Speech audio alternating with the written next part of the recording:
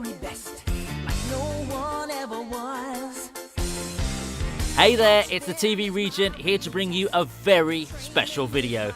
I've spent half my childhood watching Pokemon, and now making a video on it feels surreal. I mean, given the hype for the upcoming live-action Pokemon movie Detective Pikachu, I felt that I just had to make a video as I'm a massive fan.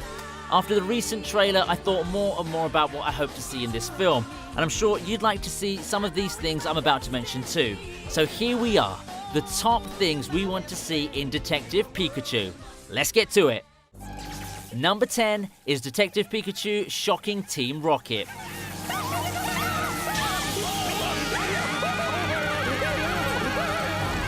One of the many things I'd love to see in this movie is the running gag of Pikachu zapping Team Rocket with a Thunderbolt attack.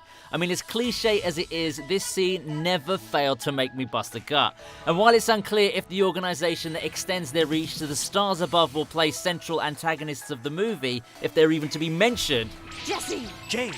that would be shocking enough. Yes, that's right, I went there with the electricity pump. Anyway, if Team Rocket does show up, I'd love to hear Ryan Reynolds give the signature yell, Pika Pika, as Detective Pikachu shows the Rockets what's what. It's time Team Rocket blasted off. Number 9 is Officer Jenny.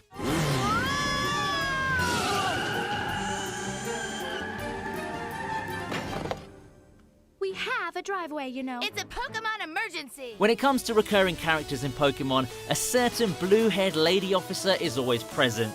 Given that the plot involves missing Pokemon, it stands to reason that the police will be involved. And the woman who's protected and served every generation for the past 12 years is Officer Jenny. That's my job! With that in mind, I'd love to see her in live action and maybe have a past history with Detective Pikachu. I mean, who knows? Maybe the Sparky Mouse PI Pokemon was once enlisted in the police and zapped a lot of toes. Even if Officer Jenny doesn't have a history with Detective Pikachu, it'd still be awesome to see her on the big screen. Especially if she sends a loyal Growlithe partner into battle.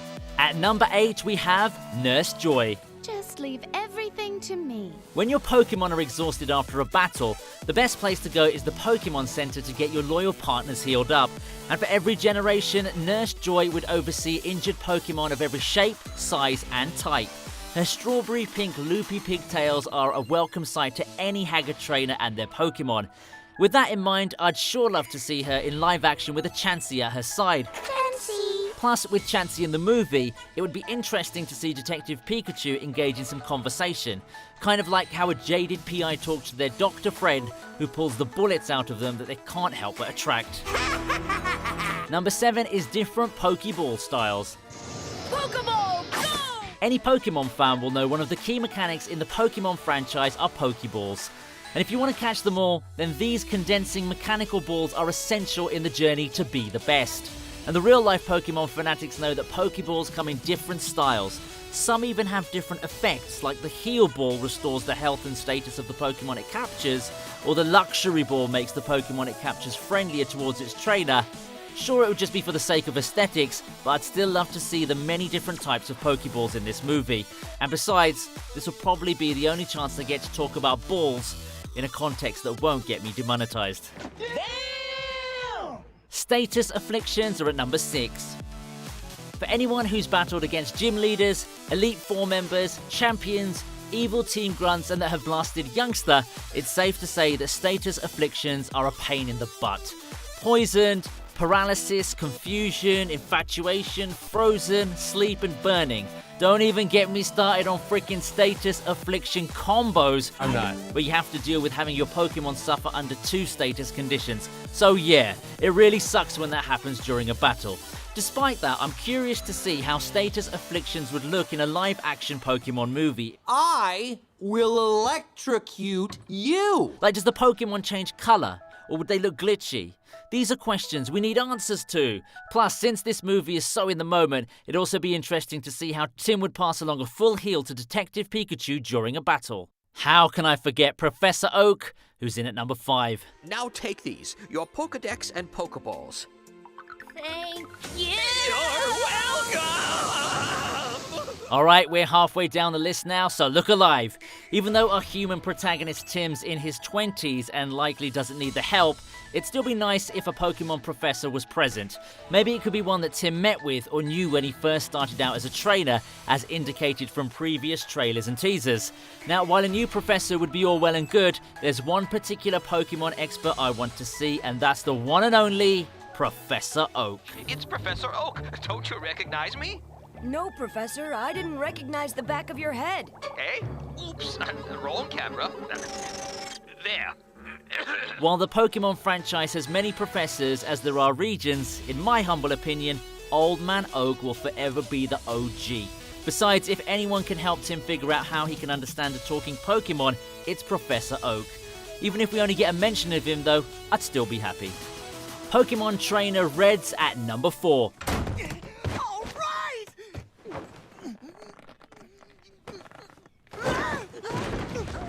Alright, I'll admit right off the bat that this item's more of a self-indulgent hope than anything else. It's likely to be that for most of you too, I bet. Red didn't cross your minds as far as a character cameo went, but I really think seeing even a composite character of Trainer Red would be interesting to see in the film. My reason? Well, with all that's going on, it's clear that a much deeper conspiracy with a lot of twists is at the heart of these Pokemon disappearances. Like Pikachu said, it's very twisty. That's a twist. That's very twisty. So perhaps an old pro of a trainer's also looking into the matter, and I believe Red would be that said old pro. Besides, you can't tell me that it wouldn't be epic to see this awesome Pokemon master just obliterate some Team Grunt with his powerhouses.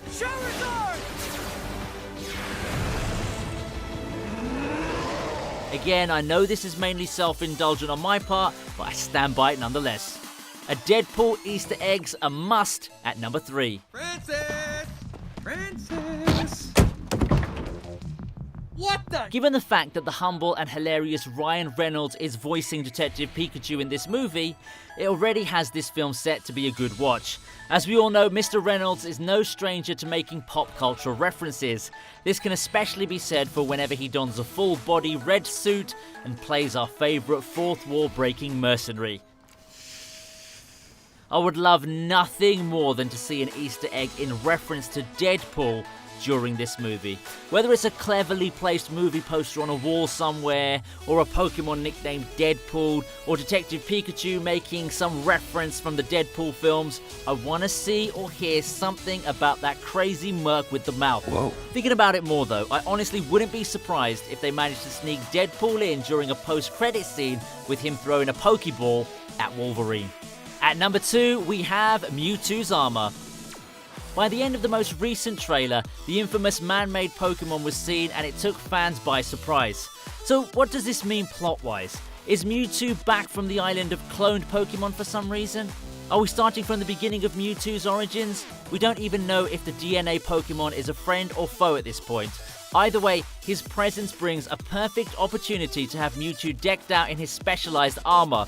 While Mewtwo only wore it for the short time he spent with Team Rocket leader Giovanni in the very first Pokemon movie, it was still awesome to see. I'll bet now though quite a few of you are recalling that montage in your head. So if the producers would be so kind as to throw us a Cubone, please let it be this. Get it? Throw us a Cubone? A Cubone. Like throw us... Yeah, okay, I'm sorry. And finally, at number 1, we have Mega Evolutions. Mega Evolution. Originally introduced back in Generation 5, this is pretty much a temporary evolution for a select number of Pokemon. They gain new forms, become stronger, and in some cases, their type changes. All of this is done with the use of a Mega Stone specifically made for Pokemon that can Mega Evolve. The animation of Mega Evolutions is pretty badass on its own, so just imagine how it would look in a live-action film. Not to mention the opportunity to create unique Mega Evolution accessories. I hope that the producers and prop designers don't pass this up. Well, that's a wrap for this video. What do you think of this list? Let us know in the comments section below. Please like, share and subscribe to the TV Regent and hit the bell icon to never miss any new uploads. You can follow me on Twitter at TV Regent and also on Instagram, Facebook and Discord. You'll find the links in the description box below. Thanks for watching and I'll see you next time on the TV Regent.